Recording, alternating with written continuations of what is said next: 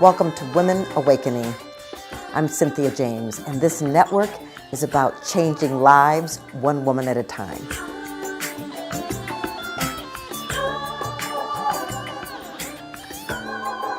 We are all about changing this world one woman at a time, changing this planet one woman at a time. And I get the honor of introducing you to amazing women, inspiring women, motivated women, successful women. And so my guest today is not someone that I've had a lot of time with, but her reputation precedes her. So let me just tell you who she is. Kim Stanwood Terranova, a woman of passionate power who assists individuals with experiencing true inner greatness and unlimited authentic joy. She has been dubbed the chiropractor of the mind and the master teacher of intentional living. Kim holds a license as a practitioner of truth from the Agape International Spiritual Center in Los Angeles, and she has also earned a bachelor's degree in spiritual studies. For over 3 decades, she has immersed herself in the application and practice of universal spiritual truth and wisdom. She is the author of The Technology of Intention. Kim, welcome. I love watching you say that. I'm so happy to be here. Thank you for your presence. Well, I want the women to know about you. So first of all, talk about how you got to where you are. I mean, you're a master coach and a leader, a thought leader. How did you grow up and what led you down this path? I got here by listening to God at all times. But my beginning path was not that way. When I was a child, we didn't go to a spiritual center or anywhere. So I found that I was always seeking. My mother had said to me, "You get to choose. So I'm not deciding that for you. You get to choose." So I was always seeking and having mystical experiences that I couldn't quite understand, but knew there was more occurring than I can see with my outer eye. So I feel like that was an intention and a prayer years ago when I was a child, to know more, to be shown. And just in that willingness to, I'm here and willing and open to see what's possible in life and to have direct connection to that power and presence. That willingness opened the key for me to keep following, listening, following to get me right here. And it wasn't always easy. It was definitely some massive bumps, but it was the tools of my connection to spirit that helped me get, over the bumps to get right here. I love that. So I want to talk about trusting that knowing, because a lot of women feel like I have a calling. They feel like something powerful is happening, and yet I don't know if I can trust that. I don't know if that's really a calling or if it's just my mind taking me down some track. How did you get to the place where you could listen and know so powerfully? I fell a lot. And then I got back up and thought, okay, was that me or was that source? And it's the practice of our spiritual practices, if people want to call them self-care practices, the practice is what got me to know and have discernment. There's always the ability my intention is to master discernment so that I can really, really listen to, oh, spirit's talking now, and that's not me. And I need to follow that. And then we practice and know that I can practice a little and listen again, be grateful, set my intention, apply again. It's just an ongoing evolution of our soul. And in that we do fall, but it's how, not quickly for speed, but how can we lovingly get back up, brush ourselves off, and build a field of trust? Because that's a muscle to build. I didn't always have it, but I had an intention. When it got hardest in my life, I thought, what's my intention now? And it was to stand in unstoppable faith. That was my intention for 2 solid years every day. I didn't know how. I couldn't understand how solutions were going to come forward. I needed to move the how out. And I just kept building that. I'm in unstoppable faith, guide me now to show me. And over time, the intention, listening, and applying started to build up a foundation that it was the norm. But it wasn't at first. So I tell women, we have to, cultivate deep listening to our inner voice, to spirit, to who's ever before us, and keep honoring that and practicing and moving forward. But it's definitely a muscle. I love that. And so is that part of the technology of intention that you're speaking of? Absolutely. Talk Absolutely. about that. Talk about that and how the book got written and how we can use it. Yes, yes. I know that we all have within us spiritual technology. And I know that we're looking out into the world, blessed by the technology of the world. And I never want us to forget that within our souls, each and every one of us have a technology of we have our own inner guidance system. If we can balance mastering our inner guidance spiritual technology with the technology of the world, we're living in a balanced society, which is one of my biggest intentions, to assist people to do that. So the technology of an intention is a roadmap, because intentions kept coming through me. So people would say, "What's an intention?" And I'd close my eyes and spirit would download an intention. And I thought, but I want everyone to be able to do this.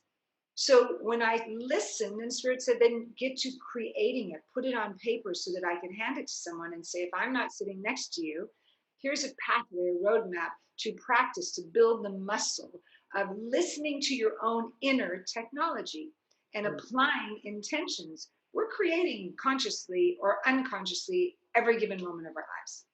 The technology of intention gives us the tools to create consciously what we desire instead of slipping into unconscious behavior. So it's vitally important for us to activate that technology and keep living it. So give me some tips on activating that technology. Well, because here's the thing, it's like we can sit and we can listen to people. It's like, okay, but some of us who are a little more linear, it's like, what are some steps so I know what to do? Absolutely. So intentions, which is we're all being asked, what's your intention all the time? I want us to really look at intentions are lasered statements that are very clear and powerful, and we're placing on the altar of spirit our desires. So when we know I have the power to create this statement, when we come back to ourselves and say, what is it I wish for today? Let's say today. What if we had a full work day? I would say, what do you wish for today? Go to the qualities of what you wish to create. So whether it's ease, flow, divine communication, connection with whomever is before me. Those are fabulous qualities. So if we say, what do I wish to desire? So my intention then has to also be kept in the present moment and in the positive. So then we go, my intention in this moment is to be in divine communication who all across my path, to move and flow and ease and grace and complete everything on my list with ease and in divinity. It's a great intention. And see, but how I stepped us into that is, what is it you desire to experience, whether it's in this meeting, in this relationship, in your body temple? What do you wish to experience? When we ask ourselves that, we don't usually go to a number or a date and time. We go to a quality of being. I want to be free, healthy, whole, and really knowing that I'm listening, cultivating that inner wisdom. Our intentions are based on those qualities, because spirit takes those and is assisting us to manifest them. Versus if we don't have them, we're unconsciously in expectation. You walk into a room going, well, everybody shows up on time, this meeting will go well. It's an expectation. We're going to be disappointed. Versus, what's my intention? To be present in this meeting and accept that all unfolds for the highest order. So did you catch the present in the positive and based in qualities? When we do that, we have an ability to then put it out into the universe, like, this is what my intention is. Then we're Yeah, with the unlimited source. yeah. So we're living in a very interesting time on this planet. There's a lot of people are stressed, they're quarantined, or they're feeling like they're constricted. And so staying in the present moment, Mhm. is difficult. I mean, you talked about there have being some bumps in your road, and I know in my life, relationships have been a way of learning for me. And so a lot of times when I've hit those walls, it's been very difficult for me to stay in the moment, because it's so easy to be pulled into the past or projecting into the future out of a fear place. So can we talk about that a little bit? Oh, yes. The power is always, always in the present moment. We cannot breathe the breath we're going to do tomorrow or the one we had yesterday. So if we come back to, wait a minute, this is my place of power right here and right now, then we can activate tools within that keep us in the present moment. So say in this world that is scary right now and it's full and it's challenging, I'll say to people, of all times in human history, right now is the most important for us to stay alert and present to what's going on within us so that we are being the light in the world and not standing in the fear, that we bring the light to every situation. It's not easy, but we have tools. And so even that, knowing my intention is to stay present today, brings us into this present moment to activate what's possible now. We walk into something that feels fearful. What do I wish to feel? Calm, centered, divine, whole. My intention is to stay present, calm, centered, divine, whole, and see the truth in the midst of other conversations. It is imperative that we stand as a beautiful powerhouse of women rising up to, we're holding the light in the midst of intensity so that not only each of us remembers who we are in the presence of one another, but we assist others. We can't do that if we're still in the past or fearing the future. To alter the future, we get to be present to who am I today? Am I standing in faith in the midst of a fearful life right now? And then what tools do I activate to keep me in faith? So we don't just throw it out like, I'll be faithful today. It's what is the action be for this intention to be fulfilled? So that even the questions we're asking right now, Cynthia, are keeping us in the present moment. You and I aren't thinking about tomorrow or yesterday because we're listening and asking questions that activate answers that can only be answered now. So this exchange is a perfect example of we're totally present because we don't want to be anywhere else but right here. That's what we get to do every moment. We have the opportunity, and it requires being awake. If we're asleep and, oh no, guess what happened yesterday? What am I going to do about that? We just went out of power. So again, I'm not saying this is easy. I'm saying it's necessary, important, and completely possible when we're activating our spiritual technology, tools, meditation, prayer, intention. What tool do I bring to this moment to keep me present? It's a great question. Instead of, oh, why is this happening? Ask a bigger question. What tool do I bring to this moment? Every question will bring us spirits answering. So we get to be conscious of what we're asking. Right. Incredible. So you have been a part of the Agape International Spiritual Center. I grew up there, did a lot of my training there. I want to talk about the power of community because I'm very intentional and passionate about bringing women into community. And so talk to us about the power of being in community with like-minded people. I just got chills. I get weepy when you say that because I see in pictures and I see the different events in my life where I got to lean in to my community that lifted me. There's so many. Recently, I lost my home in my retreat center, wherever Michael even taught at, due to the Southern California fires.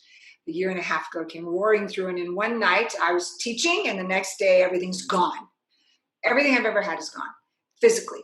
And in a moment like that, how I moved through it was with the power of loved ones that I can make a call, send a text and say, please pray for me now, hold me now, because I don't know where I'm going to live. I don't know how I'm going to get clothes for my children. I have no idea where I'm going to teach, but I knew that I had a community that I didn't even see them all, but I could reach out. And whether it's Reverend Michael, Reverend Kathleen was going to span that fast to this just occurred in Kimberly's life and keep her prayed up now so that someone, spirit, and my community was holding my family in vigil to move through a very difficult situation. And when we remember, we're not in this alone. This is what we do as practitioners and ministers, as we're holding people energetically. I just finished off of another phone call with clients now that I will be praying for all day, every day. It's not hard. It's part of a daily prayer. It's a thought of knowing the truth for that one when they cannot remember.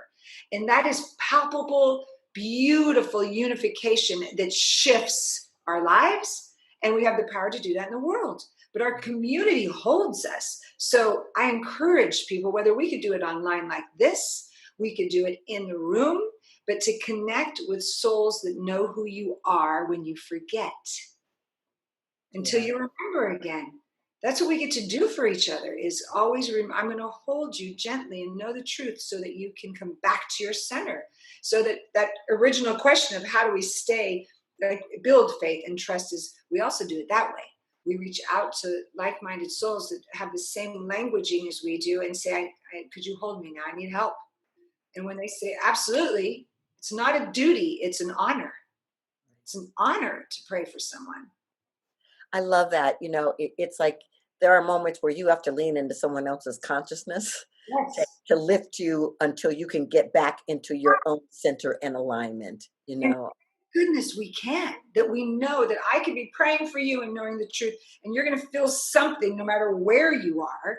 And that's a gift that I wanted to keep growing, that one. I know that I pray for people across the world. When I'm doing my prayers, and if there's an earthquake or something's occurring across the world, I'm going there energetically and saying, hang on, help is coming. I'm right here. I'm talking to you. I'm with you. So that it's all energy. We're all energetic beings. We think we're separate when we look at our structures or cities. We're not, It's so awesome. So I want people to know how to find you. So yeah. So tell us how to find you and learn more about your incredible work. Yeah. So you could purchase my book, The Technology of Intention, on Amazon. I'd love that. And there's lots of tools there. But you also go to my website, which is kimstanwoodterranova.com. Sign up, because I have a newsletter that I let people know where I'm speaking, what city I'm at, what things are in Zoom, as well as my social media is Kim Stanwood on Instagram and on Facebook as well. Great. Okay, everybody, pay attention. Get this book, The Technology of Intention, on Amazon. I ask every guest the same last question. What is the one thing you want every woman to know? What is that one important thing that you want to impart?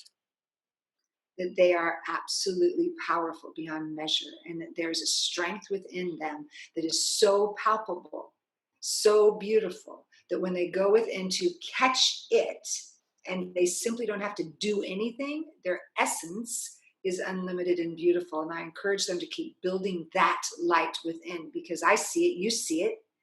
And I want them to remember it, to remember how powerful they are, to remember how beautiful they are, and to not forget by the circumstances of life. That does not determine their beauty and power. In their inner light determines that. So keep going within and seeking that and allowing it to shine.